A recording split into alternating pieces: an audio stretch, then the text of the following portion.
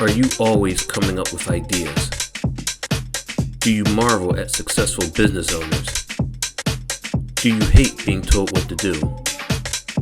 Ever take things apart just to see how they work? Are you a dreamer? If you've answered yes to any of these questions, this podcast is for you. Welcome to the Entrepreneurial Enclave with Kevin Wortham, the podcast that focuses on building, maintaining, pivoting, planning, and investing in you, the entrepreneur. But first, a word from our sponsor. Pro Tapes and Specialties is the world leader in tape manufacturing and specialty conversion with over 40 years of experience. In addition to our pro brand of high-quality specialty adhesive tapes, we provide contract converting services that help improve your profitability, streamline your supply chain, and reduce inventory cost. We offer the most complete range of converting capabilities in the industry, such as cloth tape, double-coated tape, specialty tape, paper tape, masking tape, vinyl tape, carton sealing tape, adhesive transfer tape, duct tape, foam tape, electrical tape, filament tape, foil tape, reflective tape. And the tape just keeps on rolling. Visit us online today at www.protapes.com or call us at 800-345-0234. Pro Tapes, it's just how we roll. Welcome to another fantastic episode of the Entrepreneurial Enclave, Life's Coming Attraction. I am your host, Kevin Wortham. Listen, I am so excited. This man is a man amongst men and boys, right? And athletes who are interested in understanding the game of football. My brother, Tim Lewis. Talk to me, man. Welcome to the platform. How are you, sir? I'm doing great, Kevin. I appreciate you having me on your show. It's a fantastic opportunity, and I love talking about football. That's kind of what I've done since I was 8 years old, and here I am, 61, and still involved in the game. So it's provided for me, my family, yes. For a long time, and I'm thrilled to still be a part of doing what I love doing. And you're in great shape, so you've got many more years to go, right? Yeah, well, my when I jump on the scale might tell you otherwise. But Gotcha. At 191 pounds when I came out of high school, and I'm a little heavier than that right now, but I still feel good. Gotcha. So before we get started, right, I want to give a huge shout out to my man Dexter, because we're on Facebook, and I saw that you had won the XFL championship, and I was like, wow, that's a Pitt dude. I want to get him on the squad. I want to get him on the platform. So I know if anybody knows anybody, you call Dexter first, and Dexter can make it happen. So shout out to Dexter. So let's. Dex and I bumped into each other a couple of years back. Yes. And we've been bumping into each other.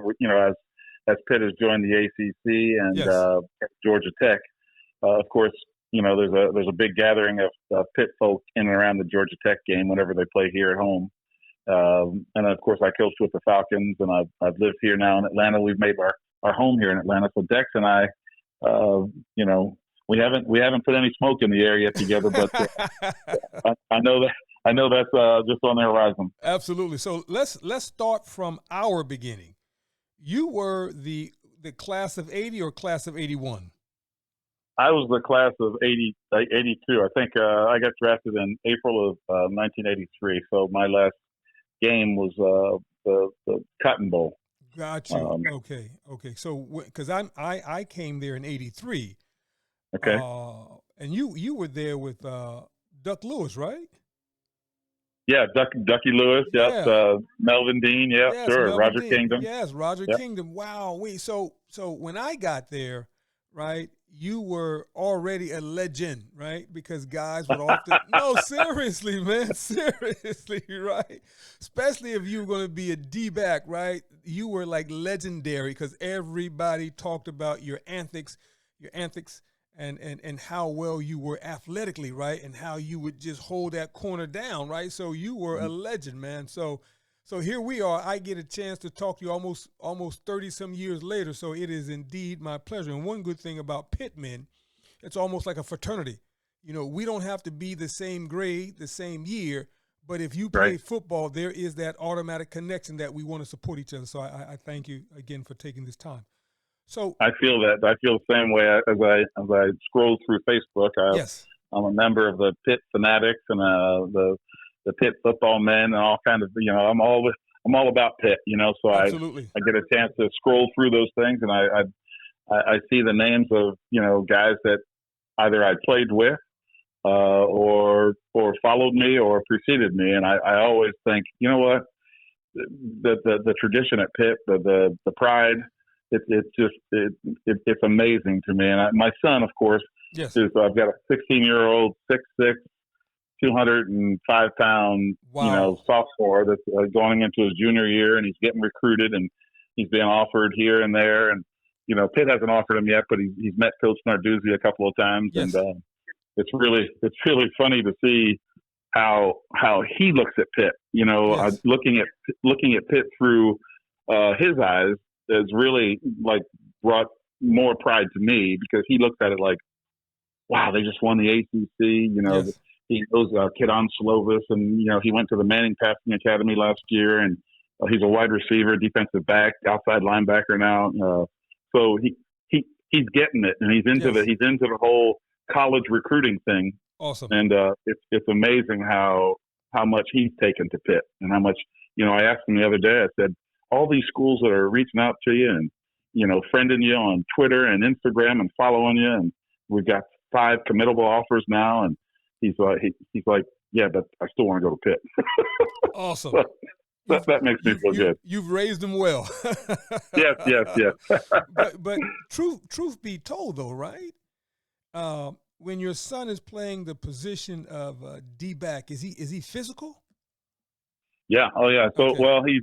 What's crazy is I coached. This is my 4th spring league football league that I coached in. Yes. I did the AAF in 2019, then I did the XFL 2.0 in St. Louis in 2020, and then 2021 nobody did anything. 2022 then I coached for Kevin Sumlin's USFL Houston Gamblers in Birmingham.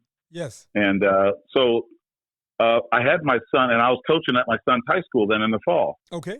So when I left to do this in January of 2022 over in Birmingham with Kevin Sumlin's Houston Gamblers team, my son was about 6 feet tall, about maybe my height, 6 feet, 6'1". Okay. And so he was playing DB. I had him, it's going to be a sophomore, and I had him battling out for the position at free safety. Yes. And he's smart, he's rangy, he can run. He's strong, he's tough, he can catch the ball, so he can time it, he can track it, he can do all the things that you need to do as a free safety, and he's smart, and I trusted him with making all the calls and everything. So I leave, and my wife calls and says, "Oh my God, you're going to be shocked when you see your son," because I hadn't seen him in a couple of months because I was over there in Birmingham doing that thing, with the USFL. So our season ends then in June, and she said, "Wait till you see your boy." I said, what does he gained weight, or was he was slender? He was like 180 pounds. Yes. And she said, no, he shot up like a beanpole. Yes. And I said, well, how tall is he? And she said, well, he's probably about 6'5". I said, get out of here. There's no way. There's no way you can go from January to June and gain 5 inches. Yeah. And sure enough, he's like 6'6.5" now. So, wow. But it was just, I had him playing free safety, looking like Mike Wagner back there in the middle of the field, but I had him playing free safety, and now I'm not going to be coaching at the high school this fall. Yes. And they are going to move him they have moved him to outside linebacker, so that's probably more apropos, for high school football. Yeah. For his size. Wow, that's incredible, man. From 6 foot to 6'6". Wow. Yeah. I know his joints were hurting that night, boy. That growth spurt. Wow. Oh, I know it. Oh, I know it. It's crazy. God, yeah.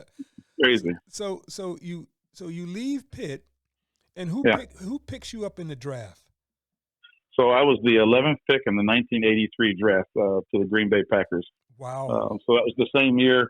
Most people will remember it. It's on that 30 for 30 Elway to Marino. Yes. Whenever you watch the 30 for 30 Elway to Marino, I'm number 11. Wow. Yeah. And was Green Bay who you wanted to go to? Was that where you wanted to go? Well, I was so naive at the time. I wasn't Dan Marino. I wasn't being highly touted or anything like that. Yes. You know, all 4 years of college, I was not an all 4-year All-American at Pitt or anything like that. I was what most people referred to as a late bloomer. Yes. So Okay. I got my starting job when some of the other greats from Pitt, you know, Lynn Thomas, Pappy Thomas, Carlton Williamson, Yes. JoJo Heath, some of those guys that were in front of me, Terry White, when those guys left, that gave me an opportunity to play. I didn't start until my junior year. Yes. And then, you know, I made the most of my senior year. You know, I had a pretty good senior year. I still only had I think I only had 2 or 3 interceptions my whole 4 years at Pitt. Okay. And one of those was my freshman year. They threw me in at the end of a game against Syracuse, and I got an interception versus the Hurley kid up at Syracuse.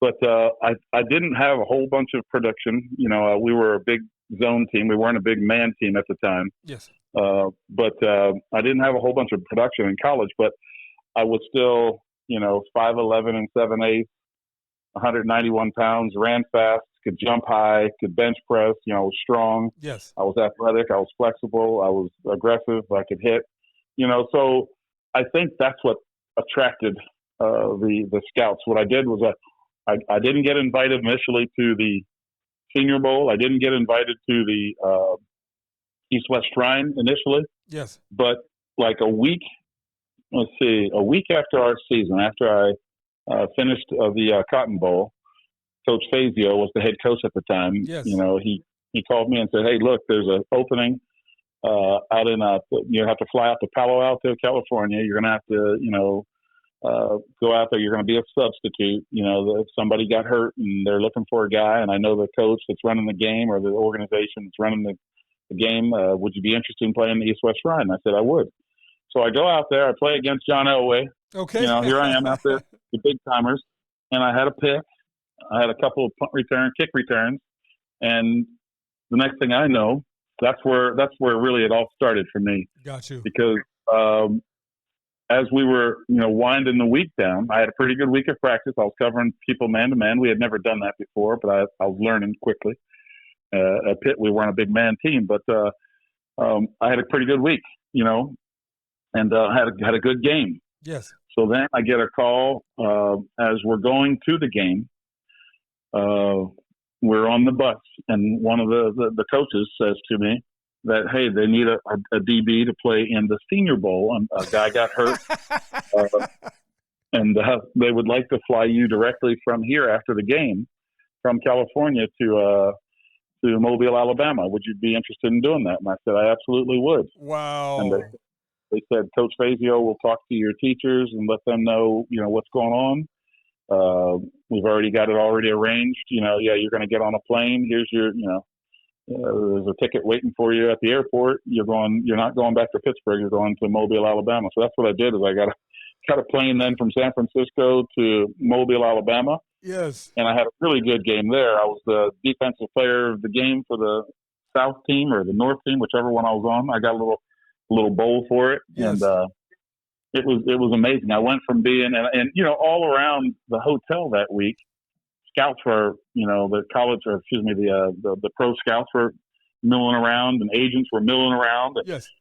I had a whole bunch of agents hanging outside of my door, you know, and I was rooming with a guy named Jim Jeffcoat.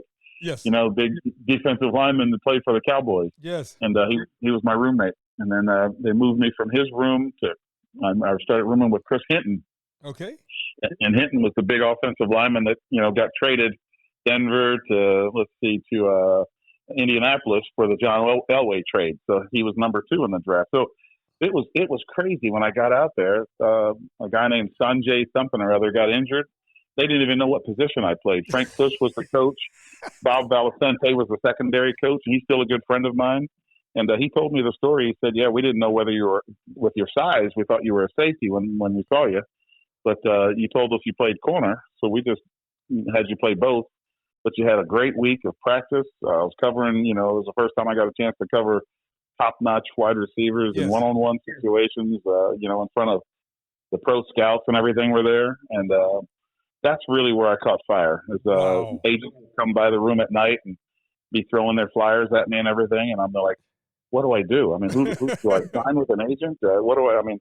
Oh, I mean, big time agents were hanging around the hotel. And so I ran into a guy one night and we just hit it off. And next thing I know, I'm being represented by somebody. You know, I thought, he said, yeah, before this game, you were probably going to be like a free agent, 5th rounder, 6th rounder. And then when people saw you at the East-West Shrine, they thought, well, maybe middle rounds. Yes. And now you've solidified that you're probably going to be a 1st-round pick. And I thought, you got to be shitting me. What does that even mean? So, Tim, let me stop you for a second, right? Because I want to ask a few questions. Yes, go. So in '82, Coach Fazio, he moves from defensive coordinator now he becomes head coach, right? Yes, sir. Yes, sir. Yep. So now, while you're doing all this traveling, are you calling Coach Fazio and saying, Coach, what do I do? What should I say? What should I be looking at? Are you in constant contact with him at that point? Well, he was the one that called me actually and told me that all about, moving or going from San Francisco to Mobile. He's the one that actually called me, and they told me that one of my coaches told me that. Or asked me if I had any interest, and he said, you need to reach out to Foge. Here's his number, and you need to talk with him. He's going to set it up so that all of your teachers, I know you've got a couple of exams. I was just getting ready to graduate, so the draft was going to be on April 26th, and I graduated April 22nd. So I had a couple of things that I had to take care of, with school. Yes. And he knew that I was very serious about school, and he had to take care of a bunch of stuff for me back at Pitt and speak to most of the professors that I had classes with. He had to do all that for me, and he did a great job. But it was crazy. Yeah, Foge was the guy that kind of set everything up and got everything. I wasn't even invited. Back in the day, there were 3 combines that you had to go to. There was not just this one NIC camp in Indianapolis. That wasn't even a thing. The 3 camps one was in Tampa. That was I think the Blesto Scouting Combine. Okay. And a couple of teams attended that one. Then there was one I went to one in, I think it was Detroit and Pontiac. Okay. At the Silver Dome. And then there was one out in Seattle that I went to. And then the West Coast Scouting Combine. So there was the Blesto Scouting Combine, the something or other Scouting Combine, and then the West Coast Scouting Combine. And then the New York Jets, they didn't buy into any of the combines. They were on their own. So you had to fly to New York to do the New York workout on their own. Wow. They didn't subscribe to any of them. So all the times that you had to run, the bench presses and all the drills that they do now, that it's a big publication now on TV. Yeah. But back in the day, it wasn't like that. It was not quite as big a scale as it is now with the big production of the combine. But back in the day, I had to do 3 combines, and I ran fast at each one of them. One was on grass. The one in Tampa was on grass, and then the dome, and then up in the other dome. So we had the Silver Dome, and then I can't remember what the one in Seattle, that dome was called. But Superdome or something like that. Coach Tim, your memory is fantastic. I'm sitting here and I'm like, I'm struggling to tell you what I have for breakfast. Your memory is fantastic. Thank you.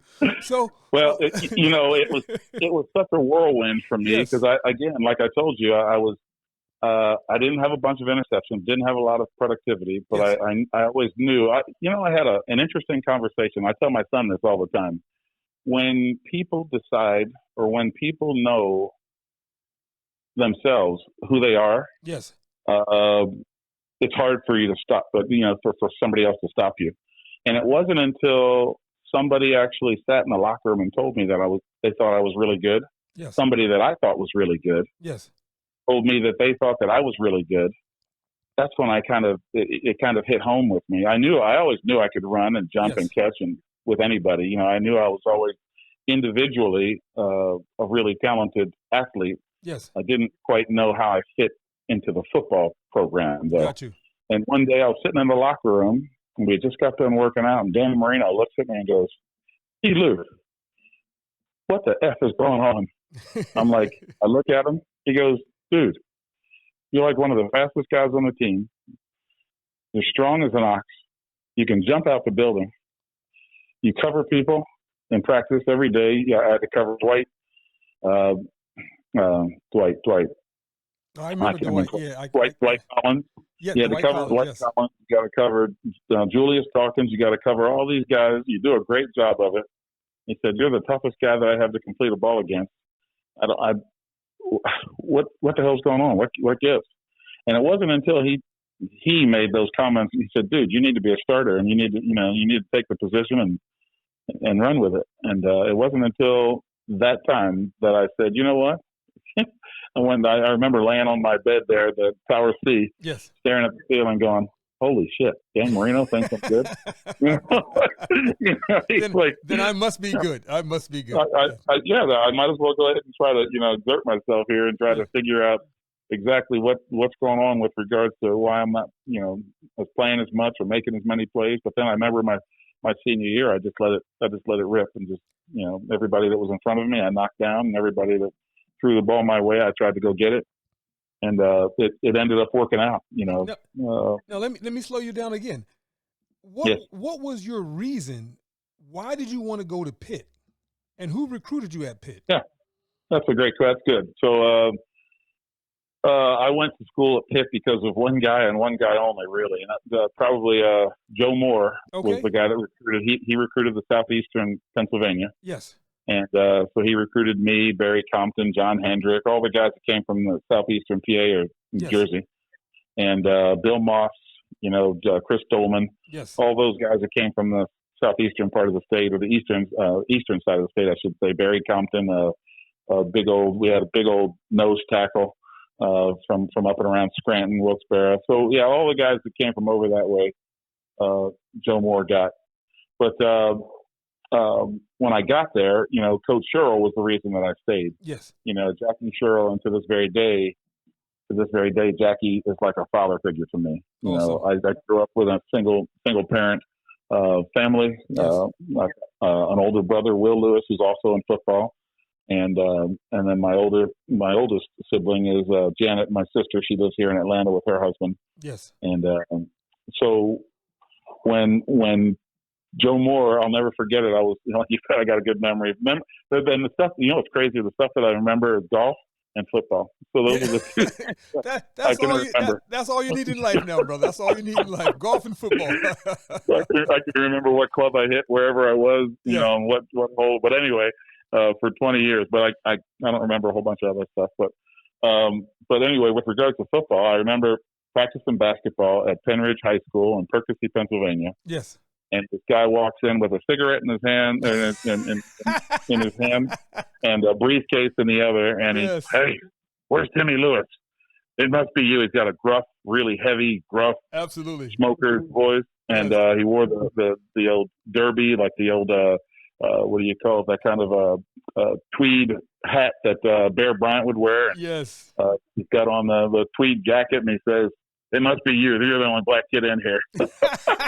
So, yeah, it was me. Well, he's right. He picked the right school, and he picked the right guy. Yeah. And he said, "Come on over here and sit down. I want to talk to you about Pitt." And the first thing he did was, back in the day, you used to sign this thing called the letter of intent. Very true. And yes, then, I remember that. And then you had the national letter of intent then on signing day. Yes. Well, he didn't even say a freaking word. He didn't say anything. He just said, he pulled out a book. He started paging through the book.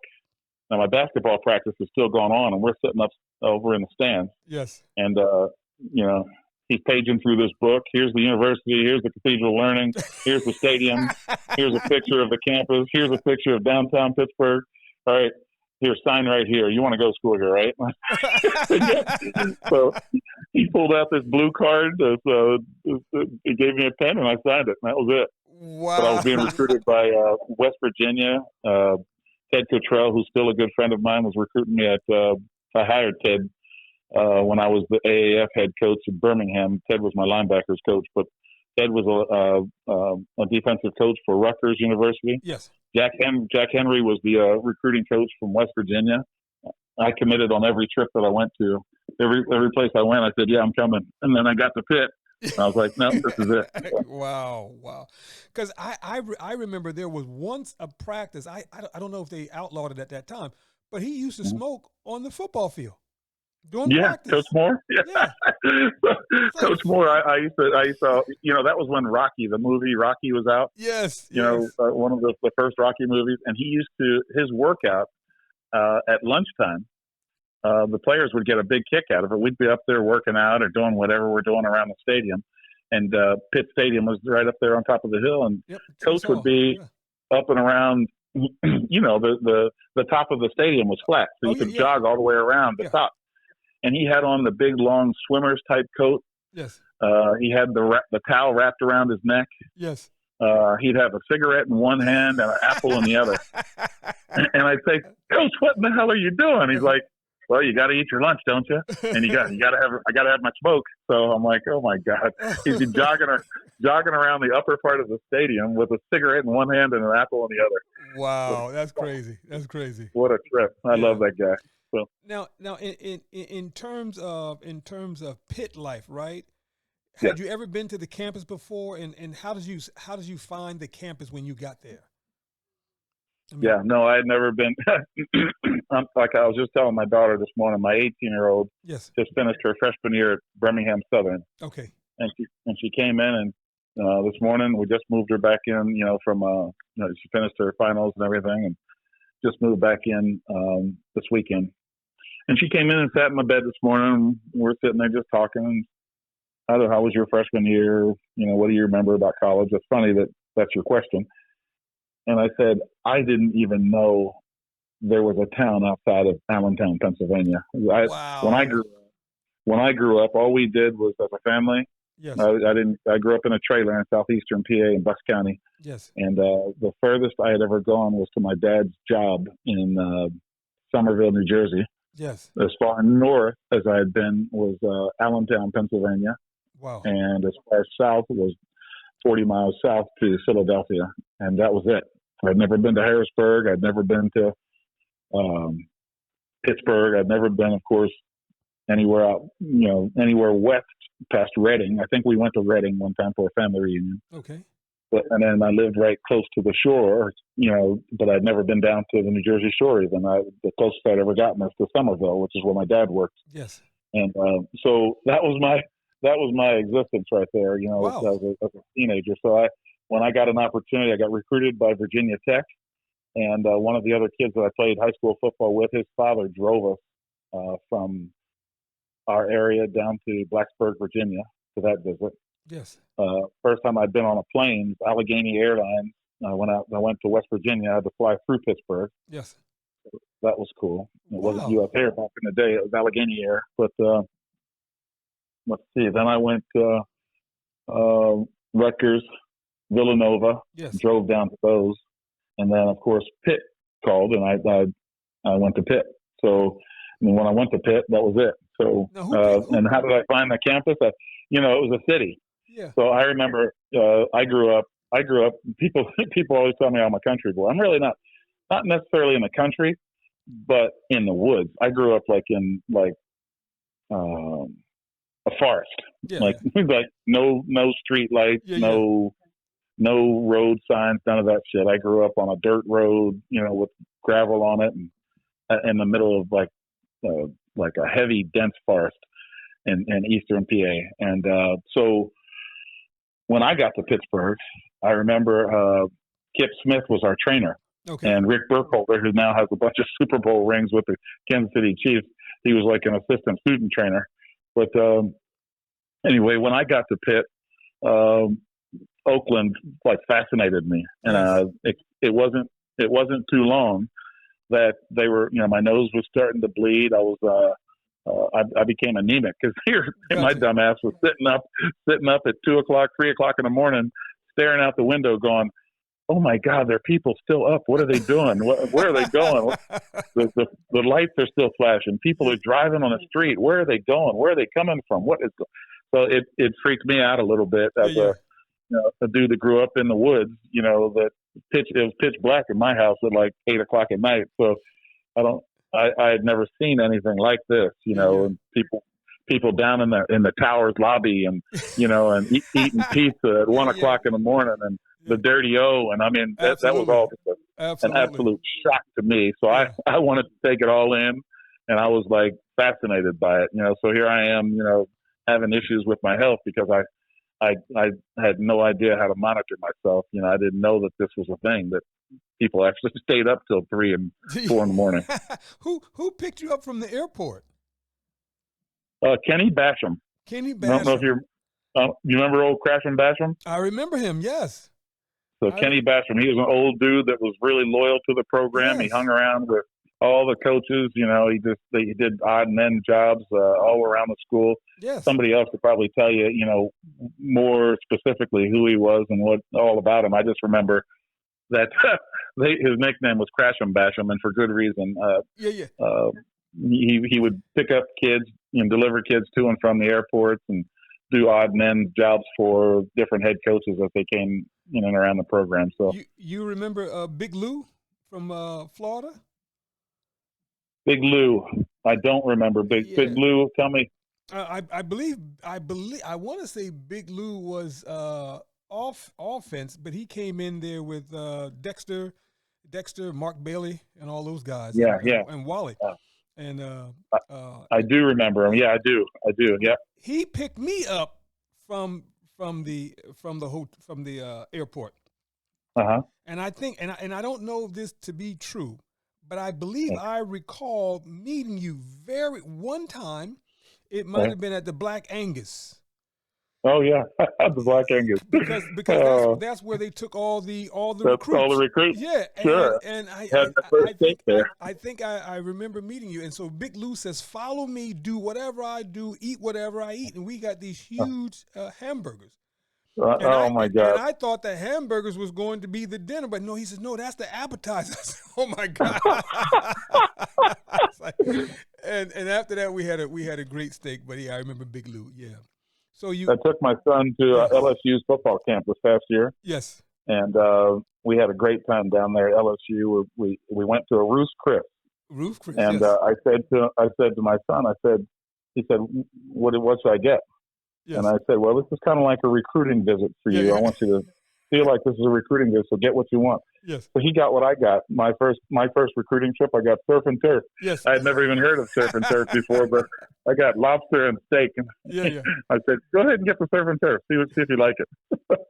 So that reminded me of that time we were at the Black Angus. That's what I got. Yeah. Shrimp. Big old shrimp cocktail, and then I got the surf and turf for dinner. And they always say, get the most expensive thing. I think I tried to do that. Yeah, because the people who are recruiting, they have money to pay for all this. I know it. So you make your transition. You get to Green Bay. What was that like? So I mean, I'm not going to ask you about Cole because you're in Pittsburgh, so you're familiar with Cole, right? Right. Oh yeah. What was that transition like going to Greenberry? Well, Green Bay was. Greenberry. I remember when I got the call. Yes. I was in my trailer, took the call. Yes. And I remember talking to Bart Starr. He's the guy that drafted me. Yes. And he asked me if I had, the ability to get down to the airport in Philadelphia. There'll be a ticket waiting for me. And, of course, I did. My mom took me down there. And yes. The woman at the ticket counter was a big Green Bay Packer fan. She was from Green Bay, Wisconsin. Wow. So they had the ticket counter all, decorated up. They had green and gold balloons. It was crazy, right? So they had all these green and gold balloons. It was really awesome. Yes. So that's what started it. So I get down there. I go to, walk up to the counter and, I remember seeing all these green and gold balloons and green and gold flyers and all that stuff. And yes. I'm like, what in the world is going on? So this woman explained to me that she's from Green Bay, Wisconsin. When she was watching the draft, she saw my name. She heard that I was coming in. They thought they would do something special and blah, blah, blah. So I started talking to her. I said, okay, well, tell me, where is Green Bay, Wisconsin? Where am I going again? And so she pulled out she had one of those old books, those old Atlas books. Yes. So she pulled out one of those and showed me. She said, okay, here's Pennsylvania. Here's where you're flying to. Here's. I thought it was near like Chicago. I thought I could only think of Laverne and Shirley and Happy Days and shit like that. So I'm sitting there going, now where am I going again? She said, you're going to the Midwest. And so right off of Lake Michigan. So she showed me how, where I was going and where I was headed and everything. That made me feel a little bit better. Yes. So I get there, and of course, the TV stations are there. There's fans there. There's people screaming. I get off the plane. I start walking in. I'm thinking, wow, this is a trip. This is big. This is way bigger than I had guessed it would be. Yes. And they were going to put me up at this hotel in S5E29, but they decided, how about this? I actually stayed at a coach's house because there were so many fans, so many people Yes. at this hotel waiting on my arrival. They said, would you mind staying at Coach Myers' house? So I stayed at John Myers, the defensive coordinator. Yes. I stayed at his house. Wow. And yeah, so that was crazy. Now, and then while you're making the travel, Coach, when did you reconnect with your agent? Let me see. Because I didn't talk to him when we. Paperwork had to be filled out, right? Contracts had Well, to be signed. not at that time. Yeah, in fact, I'll tell you what's crazy is I didn't actually sign my contract until, I want to say the first day. I missed the first day of practice. Okay. I was not. Yeah, I was like the dude that was trying to hold out, Yeah. but I wasn't really trying. I was there. Yeah. I was already in Wisconsin. I don't think they knew I was in Wisconsin. Got you. But it was one of those deals where I was actually there in town, Yes. ready to go, and we were just dickering around with this or that. I can't remember what the final holdup was, but I was actually in town. We started practice. I want to say it was July 21st, Okay. and I signed on July 22nd. Okay. But I was already in. I was in Green Bay. Got you. While the negotiations were being finalized. But at this point, we're still in April. The draft day, April 26th. So I flew in there. I flew in there in April, and I don't know that I don't think I saw my agent. At that point. Got you. At that point, I just went up there and to do the introductory press conferences and all that stuff. Got you. So now, in Green Bay, what was your most memorable experience, and what was your most memorable game? Oh, the most memorable experience. Let's see how cold it got. It was. You mentioned the cold, but yes. It was cold. It was colder than I, had prepared for. Got you. I built a house. In fact, after my first year, I built a house. I tried to, completely immerse myself in the culture, and I wanted to be a part of the community. Yes. So I built a house in De Pere, Wisconsin. Okay. And I bought snowmobiles. Okay. I bought three-wheelers. I was an idiot. I spent way too much money on stuff that I didn't need, but I had never had anything before. So Understood. I thought, I'm going to do it. I bought a boat. I was going to go out in Lake Michigan and have a great time and fish and water ski and do stuff that I'd never even dreamt about doing before. Yes. Well, that all went by the wayside. That first winter that I spent there. Yes. I was like, no, no way, no way. When that thermometer reading or whatever it is hit like minus 14 or 15 and stayed there for like a week or two, I was like, no. This is real cold. I'm getting out of here. Yeah. So I sold the house and all that stuff, sold all the boat, sold the three-wheelers, sold the snowmobiles, got rid of all that stuff, and had to get it out. But my most memorable game would probably be I don't know if it's true or not, but I think I still might hold the Packer record for the longest interception return for a touchdown in Packer history. I had a 99-yarder against the Los Angeles Rams at Milwaukee County Stadium. Wow. And I think that still may be a record. I'm not sure. Okay. But for the longest time, that was the record. I led the team in interceptions 3 of my 4 years there. Yes. And that was something I'm very proud of. Yes. Had 16 interceptions in 51 games.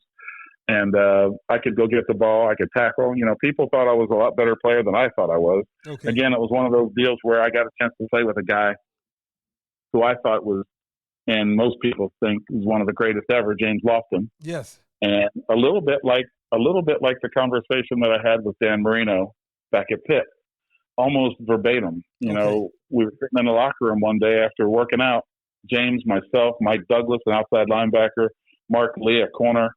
We all went over to this high school in Ashwaubenon and just used their track to work out. Yes. And afterwards, James was like, you're fast. And I looked at him and I thought, what's that supposed to mean? And he said, I've run in the Olympics and I've qualified for the Olympics and you're fast. Gotcha. And I said, so what do you think that means? He said, well, I would use your speed if I were you, Gotcha. as we get started here in football and we go to practice next week, I would, try to find a way to use your speed, but, as one of your trademarks. Wow. And make that part of your brand. Wow. And I was like, wow. So, coming from a guy that would eventually go on to become a Hall of Famer, yes, that was huge, Absolutely. And it wasn't as if I needed validation at the time, but, I felt like I was already confident enough, but boy, that really helped, and then Jan Stenerud, I was the youngest guy in the league at the time, and Jan Stenerud, our kicker, was the oldest guy in the league, and it just so happened our lockers were right next to each other. Wow. And Jan Stenerud put his hand on my leg maybe 2 or 3 days into practice and said, young fella, you're going to have a great career. And, I thought that was really cool. So all of those things, combined, led me to go out and play the way that I did. I could get the ball. I had probably 3 or 4 more interceptions that were called back because of penalty, but the bottom line is I didn't play very long, but I was impactful. Yes. During the time that I did play. Now, one of the things that I appreciate, and hopefully you'll appreciate this, old school ball. You guys play old school ball. The rules are nowhere near what they are today. Now, so just fast forwarding for a second, right? When you look at DBs of today versus DBs of yesteryear, your years, right? What are the immediate differences that come out in your mind, right? Well, for me, it's the toughness, right? Yeah, the physicality, the toughness is way different. Now it's more flash, and they play like 7-on-7 type of football. If you hit somebody too hard, it could be unsportsmanlike conduct. If you hit them in a certain way, it can be. And I agree with all of it. Because of course, we're all about player safety, right? Yes. So that's what they're talking about, and the concussions and people that can't remember their names. That's not a funny thing, right? But the physicality of the game has changed. The way that you can be physical has changed. Yes. You can still play physical, yes, but some of the hits, the way that we deliver them back in the day is different than how they're. You have to coach it now. Absolutely, and that's fine. I'm okay with that. The athleticism is way different. Like the guys that play now are way more athletic than we were. Oh yeah. They train year round. They have trainers that teach them how to run. They have trainers that teach them how to change directions. They have trainers that teach them how to jump. They have trainers that teach them the drills that we used to do. We would just walk into the building and hey, the scout would say, hey, do this drill, do this. Well, now they actually have shortcuts and people that train them how to run the drills and how to shave time here and how to shave time there. And we would just jump out of the car and put your shoes on and go. Yeah. And now they actually, there's tricks to running the drills, and they know them all. Now how long was your career at Green Bay? I got hurt in I think it was the 3rd or 4th game of my 4th year. Okay. So I played 51 total games. Okay.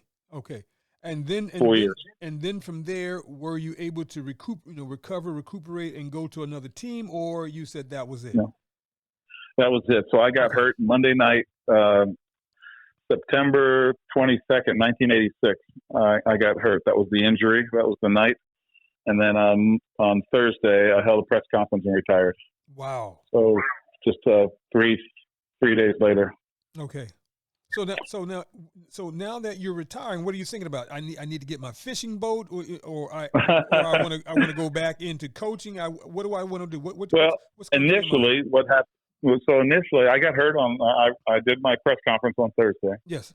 And the team was going to play. I think it was in Minnesota. Okay. That next weekend. Okay. And Coach Greg said, "Hey, you're more than welcome to come with us. You can travel with us. You can do whatever you want. Dick Duran was the secondary coach.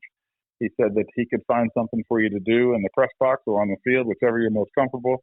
We want to make this as smooth a transition for you as we can possibly make it. Yes. You just let us know what you're up for. So I skipped that game. I didn't go to the Minnesota game, but the next weekend then they played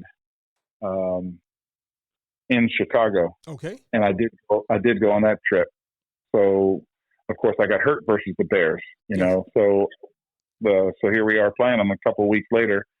And I did make that trip to Chicago, and I stood on the sideline, and it was freaking chaos. I was like, oh, my God, bodies were flying around. And somebody came flying over on a sideline one time, and a player pushed me towards the people that were coming, and I cut my lip, and I was like, oh, there's no way in the world I'm going to ever do this for them. So, and then they were asking me to chart some stuff. They were asking me to chart, is there any way you can chart the calls as they were going in. So I'm trying to write on the calls, down in distance, what the gain was, what the call was, what the result was, what the offensive play was, and there's no way I could do this. So I was thinking to myself, there's no way I could be a freaking coach. This goes way too fast. Yeah. So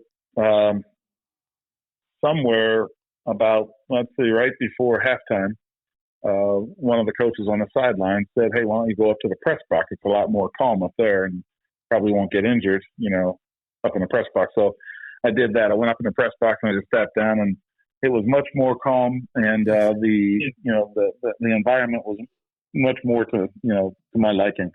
So anyway, let's see. I decided that I still wanted to play. Like I was up and walking around. The same injury that I had on that Monday night game had occurred 2 years prior to that in a practice session. Okay.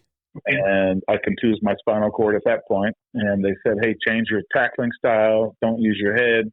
Keep your head up, blah, blah, blah, all the same stuff, right? And you'll be fine. You're a young guy, strong neck. It was just a freak accident. Well, it happened again, and this time it was on Monday Night Football, so they made a big to-do about it. Okay. Well, now they were recommending that I retire. Okay. So I did. I retired. So then a week goes by, and I decide I want to play again. So Coach Greg says, okay, here's the deal. I know you feel good. I know you feel fine. You feel like you can go back out and do it. We're going to have to get another opinion. So I want you to get another opinion, and you pick the doctor you want to go to. The doctors that we have had see you have all concluded that you need to retire. But if you want to try it again, you got to pick a doctor that will give you the go ahead.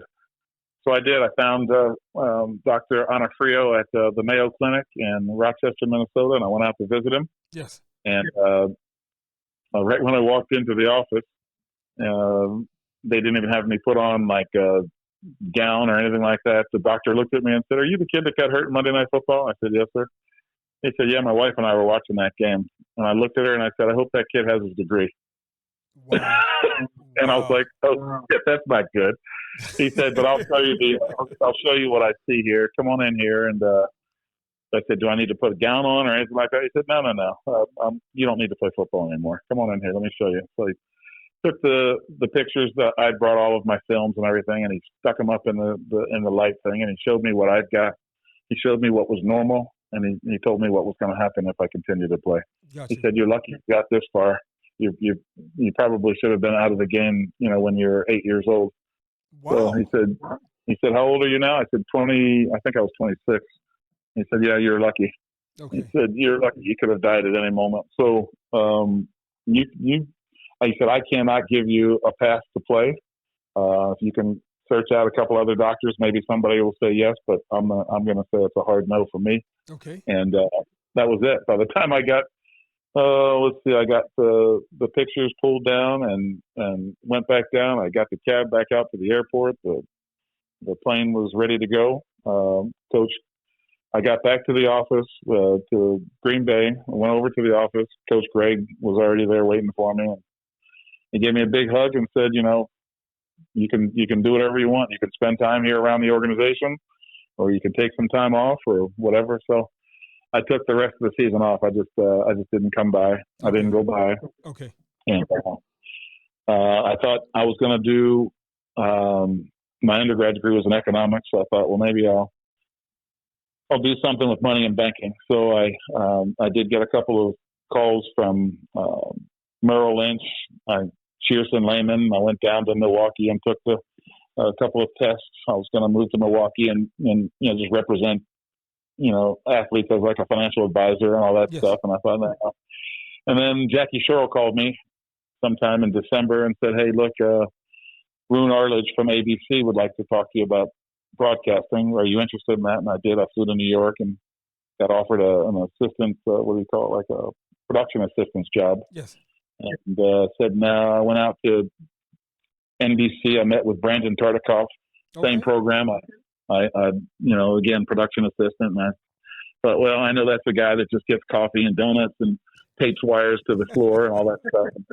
I don't think that's who I am right now. And then Jackie Sherrill called again and said, "Well, I've got a job here in College Station. Have you ever thought about coaching?" Yes. So I said, no, I hadn't really coached, but I would consider it. He said, "Well, I've got a GA position open here. John Hendrick, one of your teammates at Pitt. Mm-hmm. Are you friends with John?" I said, "Yes, sir." He said he's got one of the jobs on the offensive side, being an offensive quality control or graduate assistant, and I've got one on defense, and I'd love to have you take a look at it." He said, "I'll take care of your graduate degree, and the school, we'll pay for that, and then all you got to do is just find a place to live. I'll help you with that, and just come down and help Curly Holman coach a secondary. And R.C. Slocum would love to meet you, and Bob Davies down here, and Bob and Bob Mady. Yes, they were with us at Pitt. Yes, and I said, "Yes, sir." So I said, "When can I get on a plane?" And he told me. So that's what I did. I flew from Green Bay down to, I think I flew into Houston, and Coach Sherrill actually picked me up himself at Houston's International Airport. And we drove up through Conroe and up to College Station, and the rest is history. I never even went back to Green Bay. Wow. I called a friend of mine that I was dating, and I said, "Hey, look, a truck is going to come get my stuff on Monday. Could you just let him in the house and then give him a key and whatever?" And she's like, "What are you talking about? You're moving to College Station?" I said, "Yeah, I found a place. I'm going to go to college here, and I'm going to coach in the secondary." And that was it. I never even went back to Green Bay. Wow. And so I want to kind of move this along, because I really want to get to you and celebrating you as being the winning coach of the XFL. I want to really talk about that. But we do know you had stints with the Pittsburgh Steelers, with the Giants. You had stints with the Giants, right? Right. Yeah. So I coached 2 years at the Texas A&M. Yes. 4 years. Forrest Gregg then left the Green Bay Packers to go to his alma mater at SMU. He offered me a full-time job at SMU. I did that for 4 years.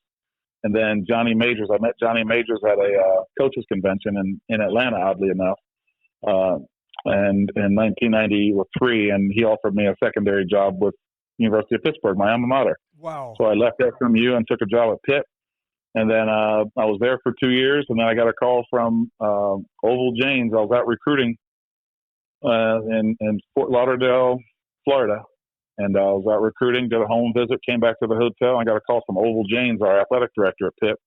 And he asked me if I had, any interest in coaching in pro football. That Tom Donahoe, the director of football operations at the time with the Steelers, and Bill Cowher and Mr. Rooney had called, and they'd like to speak to me. And I said, sure, absolutely. So Coach Majors called and said, hey, you have a bunch of kids committed. Is there any way you can hold off until, February 5th or 6th, whenever the signing date was? And so we did that. And then I signed on with the Steelers in February of 1995. Wow. And I was with the Steelers.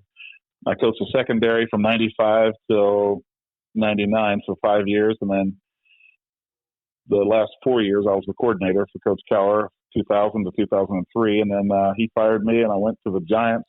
Tom Coughlin recruited me out of Syracuse. Okay. Tom Coughlin recruited me as a receiver when he was at Syracuse years ago. And Ernie Accorsi was the general manager, and they hired me as a defensive coordinator for Coach Coughlin, 2004, 5, and 6, and then Tom fired me, and I went to Carolina. I worked for John Fox. Oh yes. Who had also worked at Pitt for a minute. Yes. So I worked for Foxy for 2 years, 7 and 8, and then in Carolina, and then I went to the Seattle Seahawks. My brother was the assistant GM with the Seattle Seahawks at the time, and pro scouting director. And he called and said, "Hey, look, I've got 3 kids you barely know. You got 3 kids I barely know. Our mom lives with me." And he said, "Why don't you move out here to Seattle? Jim Moore's just starting. It's going to be a great deal.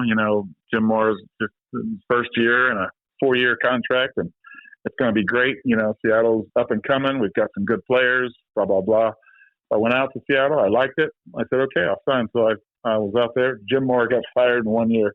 Wow. He said a couple of things that the owner didn't like, and they had an opportunity to get Pete Carroll, and so they fired Jim in 1 year. And so I moved my family out from Charlotte, North Carolina, to Seattle, Washington. They got out there. They were out there for about 7 or 8 months, and then I had to move them back to Atlanta, Georgia. I got a job with Mike Smith in the Atlanta Falcons, Wow. 2010.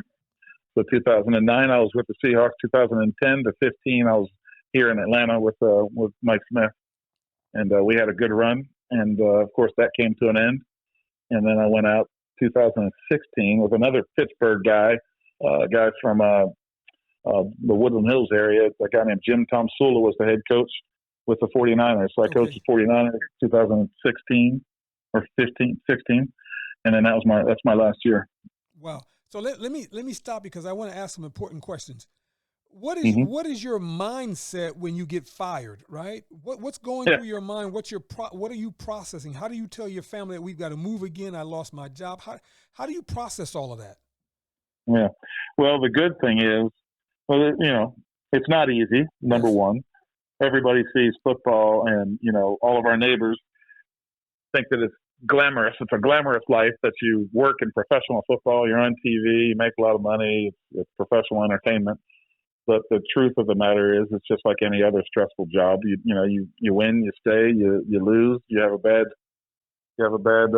sheet at the end of the month. Yes. You get fired. So it's one thing to be fired in a group setting, like with everybody, and then there's another thing to be fired like individually, like you are the reason that this didn't work. Got you. So there's 2 different kind of feelings that that go into the whole thing. It can be a glamorous job. Yes. But if you don't have a quarterback, if you don't have somebody that can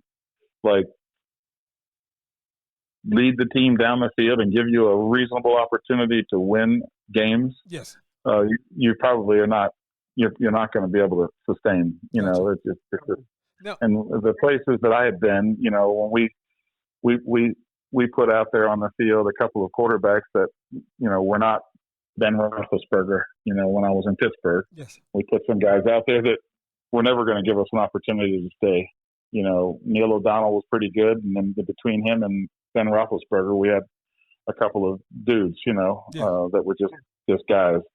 And then, of course, when I went to the Giants, we had an aged Kurt Warner and a very young Eli Manning. Yes. And so when he first started, that was a lot of fun. But he grew and became a great quarterback. But when we first started, it was tough sledding.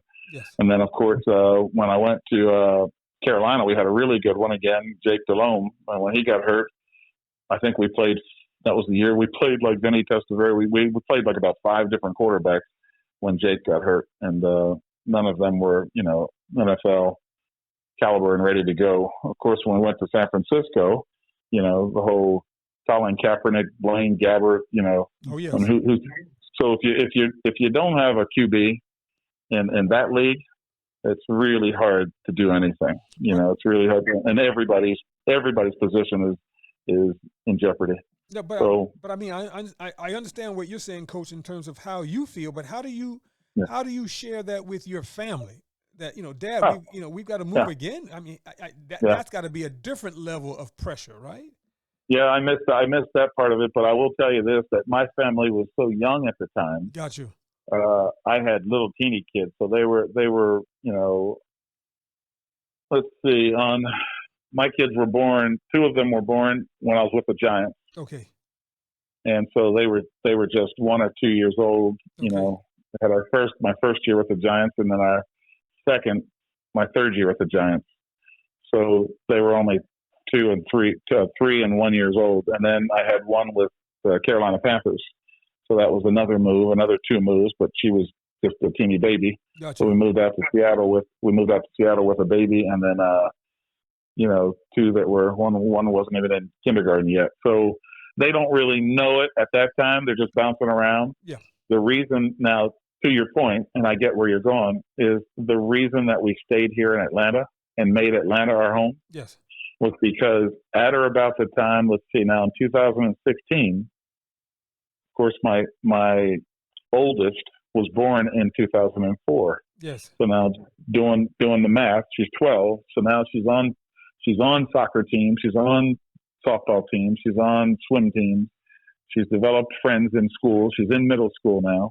So yes, that becomes an issue, and that was the reason that we said, you know what, we were in Atlanta for 5 years.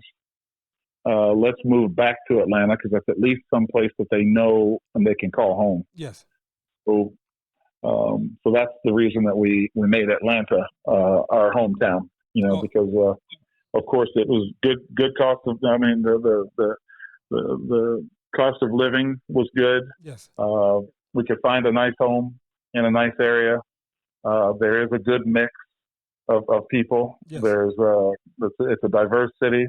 It's a large city. There is a major airport. It's close enough to an ocean. I have a house in Hilton Head. I play golf. So there's a lot of pluses to being here in Atlanta. Gotcha. So we made it our home because of just what you just mentioned. I didn't want to have to tell them, hey, let's stay on the circuit and keep moving and bobbing and weaving.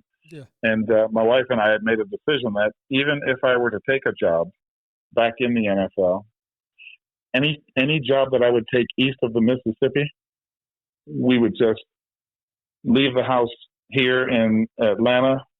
The kids and family would stay here, and I would commute. Gotcha. And anything west of the Mississippi, I'm talking about like the Kansas City Chiefs, San Diego Chargers, now we would move the family. Okay. So we had made provisions or had conversations about, just what we would do in the event that I got back into it, yes. At that level. And so, I think those conversations are always, they need to be had. And we had come to the conclusion that, say, for example, this AAF thing came up then in 2018. I had an opportunity maybe to take a job in, I think they offered me a job in California, the San Diego Fleet. Mike Martz took that one, and they offered me a job in San Antonio. Okay. And then they offered me a job in Birmingham. And I said, well, I'll take Birmingham. It's only 2.5 hours away from here. So that's how I ended up in Birmingham. Gotcha. And the drive was, 2.5 hours, and I'm good with that. So I can get home and get back. And so while you're the head coach, right? How did you assemble the team, right, for this championship run? Did you know as you were assembling the team that this was going to be a championship run? Well, this team that went on the championship run, I was not the head coach. I was the defensive coordinator along with Jay Hayes. Gotcha. So Bob Stoops was our head coach. Okay. And he did the guy that was national championship coach from Oklahoma. So Bob's fantastic. He did a great job putting the team together. Rick Mueller was our general manager, and you'll remember the Rick Mueller name. His brother and Randy Mueller, have both worked in the NFL for a long time. Randy Mueller was, of course, a GM at both Seattle and New Orleans. And Rick Mueller was in very similar capacities in Philadelphia, Seattle, and New Orleans with his brother. So their name is synonymous with general manager positions in and around the NFL. So they've been there for a long time.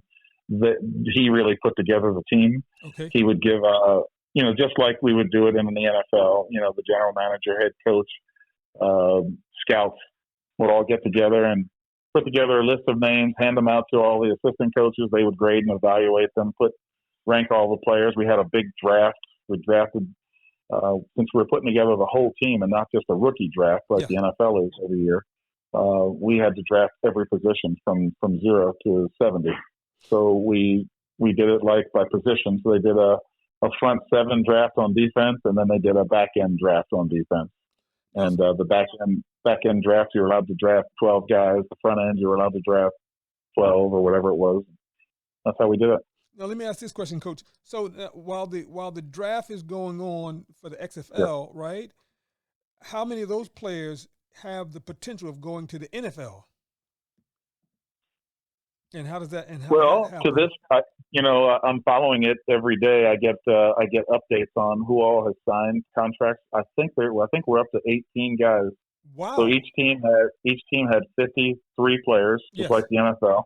Yes. And I want to say that to this point, and you can correct me if I'm wrong, or someone I'm sure will fact check it. But at last count for me, I don't check it every day. I just I might go on it later today, just now that I'm talking about it. But I did see that there were at least 18 guys that had signed NFL contracts. Okay. And there was one guy off of our team. We won a championship, but I think we had the least number of people signed with the NFL. So I think I know we had an outside linebacker, Willie Taylor. Okay. And he was a draft eligible player. He played at Washington State. He was a draft eligible 2023 player, and he signed a free agent deal, I think, with Jacksonville. But I think there were some teams that had up to 5 or 6, 7 players. Wow. Signed contracts. So. Wow. So now when you're coaching, right, and there's an age difference, right? How do you motivate the young men? How do you earn their respect? I think that's a great question as well. I think all we have, and Coach Cower, I learned a lot of things from coaches that I've worked with and for. A lot from Bill Cower. And he said a long time ago to Jim Haslett and I, all we have is their respect and their trust. And if we can't show them that we can help them, if we can't show them that we can teach them anything, we lose that. And so I try to impress upon every player that I come in contact with, I have my way of doing what I do. Yes. And I do what I do in a particular way. Yes. And it may or may not be something you like, but that's okay. I just want you to know that I care about you, and I care about teaching you and helping you get better. Yes. Get better at something. I don't care if it's getting better at being a good guy or a good person or a good man or a good football player, but I want you to get better. Every day that I meet you, every day that I see you, every day that I train with you or teach you, if you're in my classroom or if you're on the field with me, just get to be a better person. And and I'll be happy with that. And it just so happens that, the football part of it fell right into place. We hired a bunch of really good people, and we taught them how to play football the way that we saw it played, and they bought into it, and it was really good. Now, one of the challenges that I think you may have, and correct me if I'm wrong, here you've got these mega millionaires who are just babies compared to you. What's their transitional thoughts about? I'm not going to let this old man tell me what to do, and I'm earning more money than he is. How does that work? Because it's like, well, more so in the NFL than the XFL. The XFL, we get the guys that want to get to the NFL. Got you. So these guys aren't the mega millionaires. They're not making as much as I'm making. So got you. Little different conversation, but yes, I get what you're saying. Yeah. When you're in the NFL and you're having that conversation with a guy that I've had the conversation where a player looked at me one day and said, I was trying to teach him something here in Atlanta. I was trying to teach him a technique. Yes. And he didn't want to do it the way that I was trying to get him to do it. Yes. So his retort was, you liked what I did well enough to draft me. Now all of a sudden you want to change me. Wow. And I said, no. What you did to get drafted was you showed that you have the ability to learn, grow, and run and jump and all that stuff. But now I need to clean it up a little bit. I need to teach you something new, because the stuff that you learned then, it was good, but it still needs to be refined, and it can get better. Yes. And when I recognized that this kid was not interested in changing, he wanted to do what he had done in college, yes, the same way, in the NFL. When I recognized that we had a problem. Now you have to start compromising as a coach, yes, because there's a very fine line that you have to walk as a coach. You either find a way to present your information in a way that they will buy it and they will recognize that it will help them, yes, or you are a boxhead and you just keep, trying to put the square peg into the round hole, and that doesn't work anymore. Nowadays, they don't budge when you tell them, no, you're doing it this way or the highway, because they know that there is no such thing as a highway, yes, because they're a part of the salary cap. So there's no way you can cut them. So you have to keep them. You have to keep them in a way that they will recognize that what you're trying to give them will help them. Gotcha. And that's the sell job that you have to do nowadays. Is you have to convince them that I respect what you're telling me. I know that you want to do it your way. I got it, and that is a good way. Yes. But let's just try my way. So you have to. There's a lot of give and take that you have to have. It's no longer. They don't operate on fear anymore. They don't operate on you better do this or else. They don't operate that way anymore. Gotcha. So. Now, Coach, let me ask this question. What would be your greatest takeaway from this game that you've enjoyed and provided so much for your family over the years? What would be your greatest takeaway? My greatest takeaway is that although the game has changed, yes, it hasn't changed so much that it's not football. It's still football. It's still a game. Yes. It's still fun. It's still exciting. It's still non-scripted. It's the greatest game really there is, because it's very difficult to get one person. Of course, you watch golf every Sunday or Saturday afternoon, and it's an individual sport. So you go out and you hit the ball, and if it goes the right way, often enough, or as few times as you can, you win, right? Whereas in football, it's a team sport, and it's a team game. So you have to get 11 people to act as one on as many plays as you possibly can in order to win just that play. Yes. And then you have to do that over a 60-minute period. Yes. And in weather conditions sometimes, and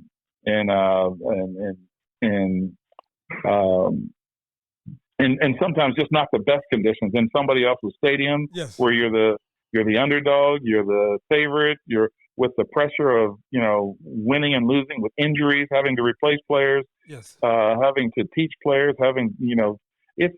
it's the best game there is because of all those things. There's the most number of people on the field, yes, in a team sport at any one point in time. And they have three different facets to it. You've got the kicking game, you've got the offensive team, you've got the defensive team, and they all have to meld into one. Yes. Over a 3-hour period, and it's fascinating to me to watch it all come together. Now, anyone who's looking to pursue this is a dual question. Anyone who's looking to pursue coaching, what would be that track? And anyone who's looking to go pro and play the game, how would they pursue that track? Wow, that's a great one. That's good. So, as a player, the best way to go through the rank and file, if you will, to get to be a professional football player, yes, is just like you and I have done. We play Pop Warner football, we play junior high football, we play college football. There are your outliers. There are the guys that can go right from. I played with a guy, Ray Seals. He didn't do the college route. He just was a big, giant, good-looking guy that got a workout opportunity and played pro football. Yes. That's the aberration. That's not the norm. The norm is you play little league, you play high school, you play college, you get recruited, or you don't. You go to whatever division program, you stand out, you get invited to, a workout, combines, whatever it is, Senior Bowl, East-West Shrine, and you enter through the draft or by way of workout.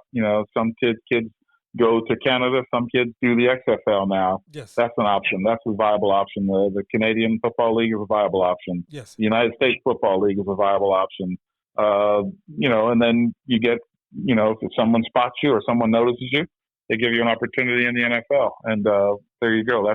So from a player's perspective, it's kind of a streamlined route that you would go. From a coach's perspective, it can go a bunch of different ways. Coaching is still, and this is kind of breaches on the subject that you and I were talking about earlier. It's more a matter of who you know to get that opportunity than it is what you know. Like I know a lot of football, and I know I can sit around and I can watch a lot of NFL games and go, oh my God, that's terrible. That's horrible. I can critique them and I can say, how I could do better. Yes. But if I don't know the person that's doing the hiring, there's 32 of them. There's 32 of those NFL jobs, and there's 32 people that, make those decisions. Yes. If I don't know any of those and I don't have any connections with those, it's very difficult to get that call. So I've been in it where I bounced from team to team, and I had a hot name, and I was, the guy that what's the fellow's name? It was with the Miami Dolphins that is pursuing, litigation because I can't remember his name. I forgot his name's on the tip of my tongue. We spoke about that in our prep time. I'm sorry. I'm sorry. Sure, Coach. but he took it. He took it there. But back in the day, I'll be honest with you. The truth of the matter is that Ken Lewis was the hot name back in 2004 through maybe 6. Okay. I want to say I had up to 9 interviews for head coaching opportunities in the NFL. Never got one. So I get and I'm not going to, I told you before that I talked to you about, I'm not going to delve into whether it was, related to color or whatever, but I just know that I didn't get one. Yes. And I do know that I still fancy myself an NFL coach. I still think that I can do it. Yes. I don't know that I'll get another opportunity or not, but I'm content with where I am and what I've done. Gotcha. I do know that I can coach. I do know that I know a lot of football. I can relate to people.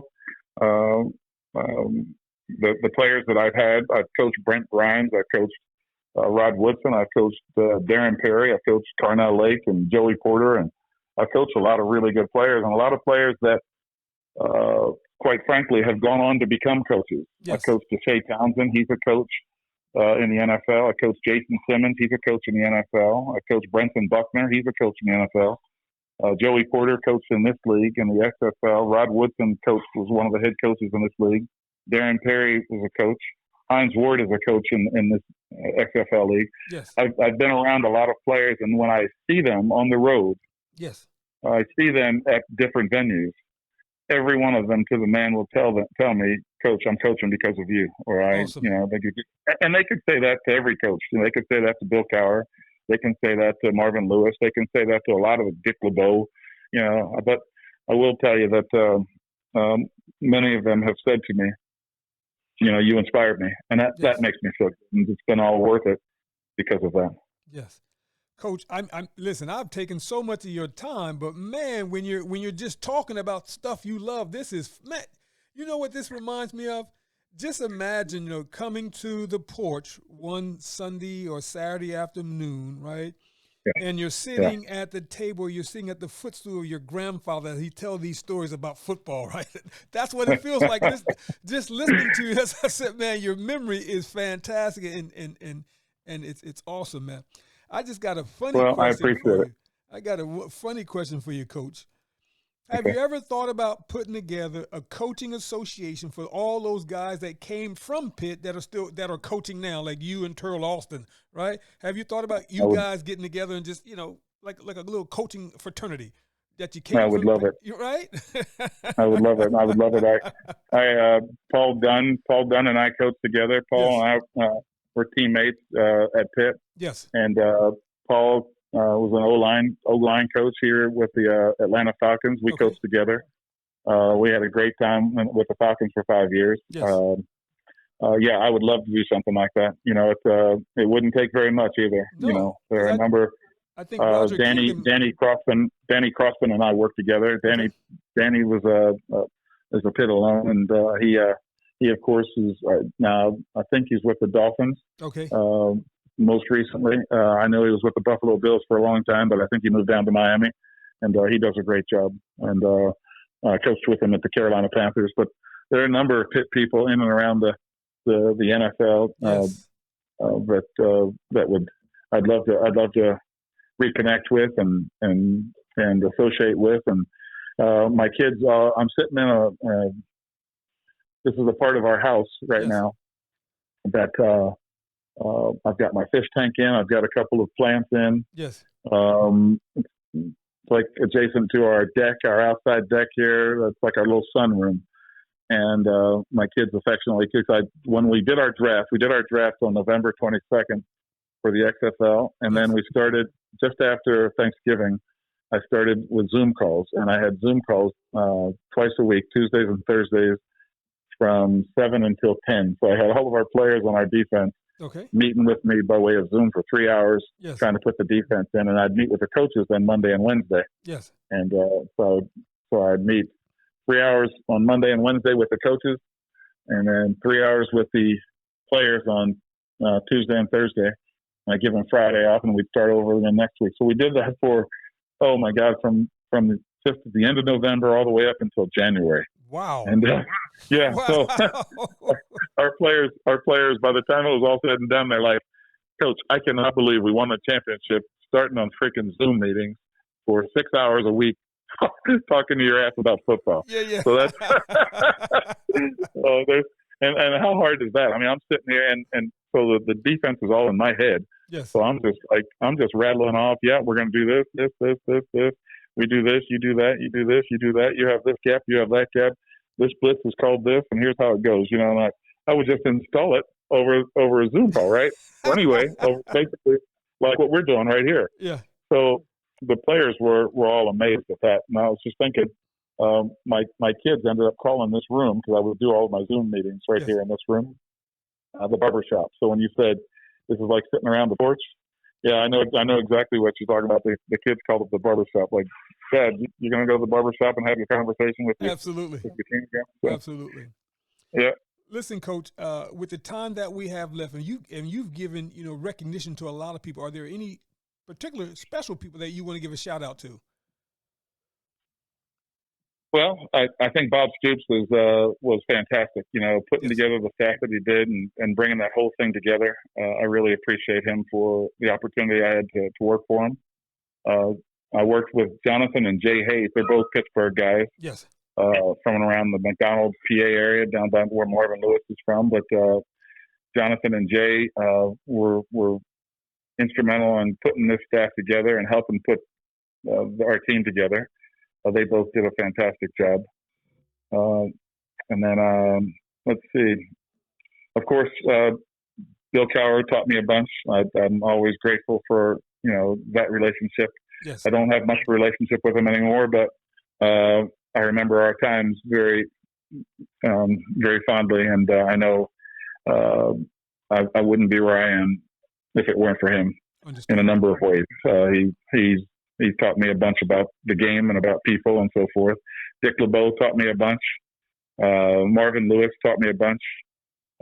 Jackie Sherrill still is one of my favorite people. He writes a note to me every year, every season since, oh my goodness, it was, when did he start writing me these notes? He sends me a little card, JWS, and I know it's from him because that's all that's on it. JWS, Jackie Waynesboro. Yeah. And it always says the same thing. And I don't know if he hasn't printed out like 1,000 of them at a time. Okay, gotcha. Yeah. Remembers to find me wherever I go, but it always says the same thing. Teach them as you two were carefully taught. Wow. And That's what I get from him every year, for the last 30 years. Teach them as you two were carefully taught. Yes. So I love Jackie, and I got that head job there in Birmingham. He called me and told me, he said, Tim, you've got me 24/7, whatever you need, just call me. And any questions you've got, anything you need, let me know. And if you just want to bounce some things off of me, 24/7, just remember that. So that's what I did. My whole first year there, I would talk to him about practice schedules. I'd talk to him about travel. I talked to him about, how to do a rooming list, how to do the what do they call it? The thing that sets people in their seats on the airplane. Who should room, all that. I mean, everything that I did, I ran through Coach Sherrill. So that was really kind. Let's see. Coach, I was going to ask you one more question, but I got two more questions to ask you. Now, this last question is going to be controversial. Okay. How do we get more African Americans from the HBCUs on track to go to the NFL Combine or to matriculate into the NFL? How do we? You're talking about players or coaches? Players. Players? Yes. Yeah. So, that's a great question. So I'm not as familiar with that part of it. Yes. Because again, I think those invites come by way of NFL scouts. Okay. So I'm not. I don't know that for a fact. I don't know how it is that different players get invited to the combine. Okay. Or to workouts. I don't really know how that goes down. Okay. As it relates to coaches, I would just say that again, and it may have something to do with the same thing, but again, it's more a matter of who you know, than what you know. Yes. Having primetime move from an HBCU to Colorado doesn't hurt. Yes. But more of those coaches should feel like, hey, if it can happen for him, it can happen for me. And let me create the opportunity for them. Right. Okay. Gotcha. So I would, but I don't know about the how do you get more players invited to the combine? I don't know how that. I don't know that process. Gotcha. Other than I would suspect some wise guy, sitting in a higher up or a higher capacity would sit there and say, well, if you just play good, they try to make it sound so simple. If you just play good, you're invited, which we all know is not necessarily not always the case. Yeah. No, you just play good, we'll find you. That's not necessarily how it goes, but that's what I'm sure they're going to say is, just play good and we'll find him. Gotcha. Brother Tim, Coach Tim, Alumni Tim, my brother, this has been fantastic, man. Thank you for taking the time out to grace this platform, man. Thank you for sharing all your wisdom, man. Thank you. Well, I appreciate you taking the time. I appreciate you inviting me on and having me as your guest. Thank you all. And I hope someone got something out of it. And if not, I'm sorry about that, but I hope somebody got something out of it. Don't be sorry, man. This is motivational. I'm ready to go and hit something now, Coach. I'm chomping at the bit. In fact, our head coach Bob wrote out, thank you to all of the coaches. Appreciate all your great work, your hard work. Yes. Blah blah blah. I'm going to Italy for 2 weeks. If you need me, don't try to reach me. So this is our downtime. So this is I'm going to grab some golf clubs here in a little while and go chip and putt. Yeah. See if I can't get much swing back and take some time off. And maybe you and Dexter can connect, do some golfing, and put some smoke up in the air. I know it. We need to do that. In fact, I think I wrote that to him. On Facebook the other day. We need to. Yeah. We need to get together. Yeah, and of course, and I'm quite sure Dexter's going to make that happen. Oh yeah, he will. We've got another buddy down here that fancies himself a professional golfer, Sherlin Luck, and Lucky played. Lucky. Oh yeah. I am so surprised because at Pitt he was really into soccer. So to make this transition where he's like a world class golfer, I'm like, wow, where did that come from? What? He travels all the way to Dubai. He travels all over the world to golf. Yeah, he's beautiful. Yeah, I got to get him next on the platform, man. Wow, And what's sad is the sucker won't give us any strokes. Professional golfer now, and he won't give us any strokes. Yeah. He's a beauty. Yeah. Coach Tim, thank you so much. Much success. Thank you. I appreciate in you, your future, man. We'll talk in a minute. Yes, sir. God bless you. All okay. Right. Yeah. Bye-bye. Bye-bye. That concludes another episode of The Entrepreneurial Enclave with Kevin Wortham, the podcast that focuses on building, maintaining, pivoting, planning, and investing in you, the entrepreneur. We hope you found this episode informative and enlightening. If you have any questions or comments about any of our episodes, please call 609-731-9311 or email kevin@minding-our-business.com. We look forward to joining us for our next one. Until next time.